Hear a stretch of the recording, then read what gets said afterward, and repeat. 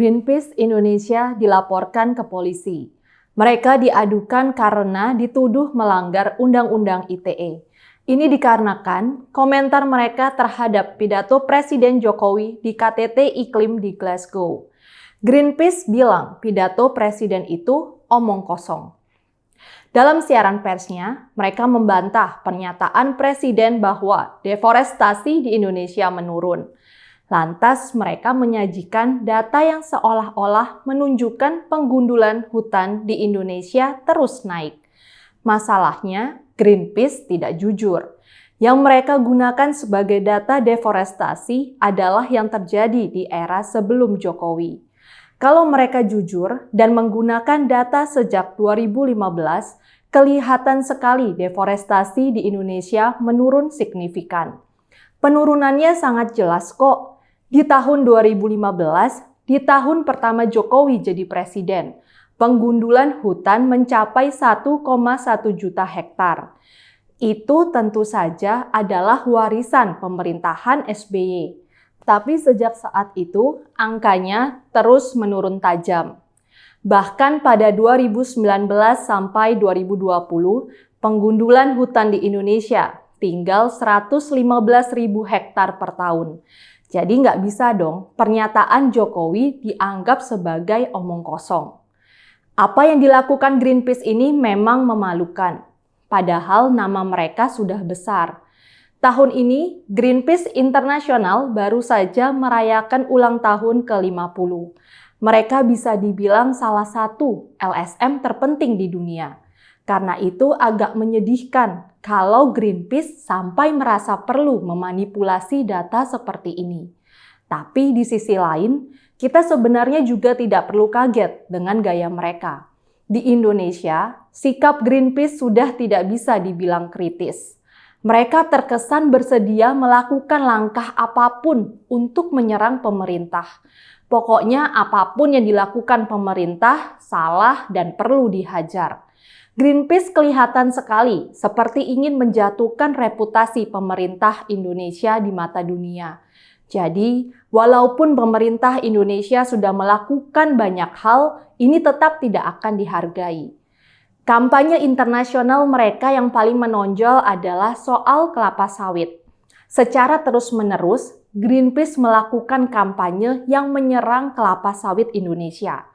Greenpeace misalnya melancarkan kampanye dengan judul minyak sawit kotor. Kampanye itu dilancarkan bukan hanya di dalam negeri, tapi terutama di luar negeri.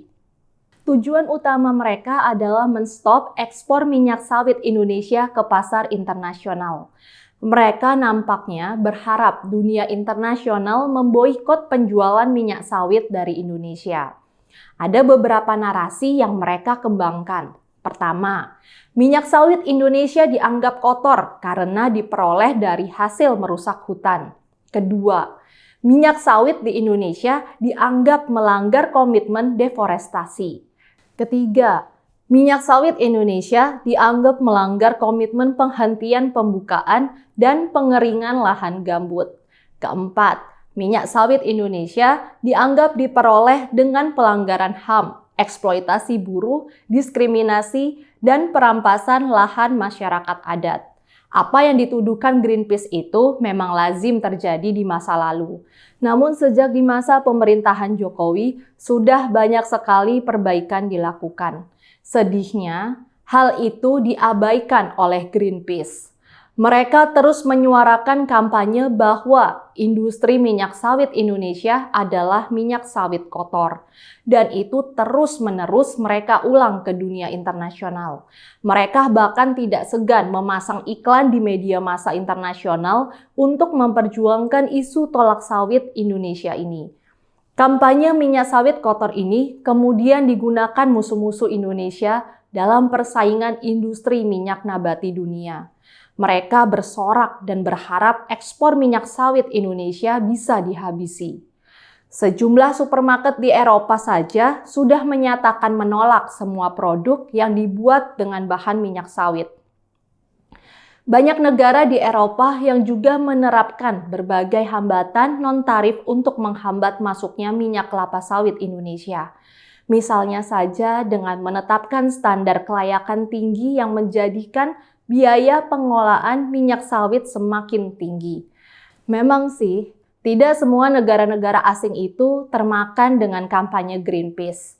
Beberapa waktu yang lalu, Lembaga Pengawas Iklan Televisi di Inggris melarang iklan kampanye anti sawit dari Greenpeace.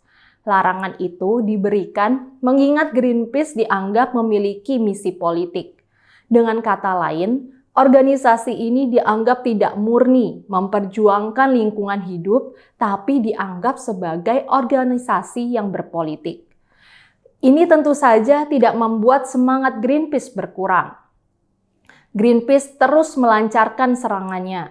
6 aktivis Greenpeace, termasuk dari Indonesia, juga pernah ramai diberitakan karena tiba-tiba naik ke sebuah kapal di Teluk Spanyol. Di kapal itu, mereka lantas melakukan aksi protes karena kapal itu membawa produk minyak kelapa sawit yang merusak hutan di Sumatera. Jadi, terlihat sekali Greenpeace habis-habisan berusaha menghajar industri sawit di Indonesia. Ini jadinya menimbulkan pertanyaan, kenapa mereka melakukannya? Ini kritis atau ada kepentingan lain? Kalau cuma kritis, kok sampai harus memanipulasi data? Kalau kritis, kok Greenpeace tidak mengakui adanya langkah-langkah positif dari pemerintah? Dan sikap Greenpeace ini menjadi sangat mengganggu karena industri sawit ini memiliki nilai sangat positif bagi Indonesia. Indonesia adalah salah satu produsen minyak sawit terbesar di dunia. Nilai ekonomi industri kelapa sawit mencapai 750 triliun rupiah per tahun dan menyerap lebih dari 5 juta tenaga kerja. 300 triliun rupiah disumbang dari devisa ekspor. Minyak kelapa sawit digunakan untuk memproduksi beragam barang konsumen yang dipasarkan di seluruh dunia. Minyak kelapa sawit digunakan untuk pengolahan dan pembuatan permen, margarin, selai, coklat, es krim, sabun, kue kering, deterjen, mie instan, lipstik, dan biodiesel. Dan dibandingkan dengan minyak nabati, kelapa sawit jauh lebih efisien dalam hal kebutuhan lahan, pupuk, dan pestisida.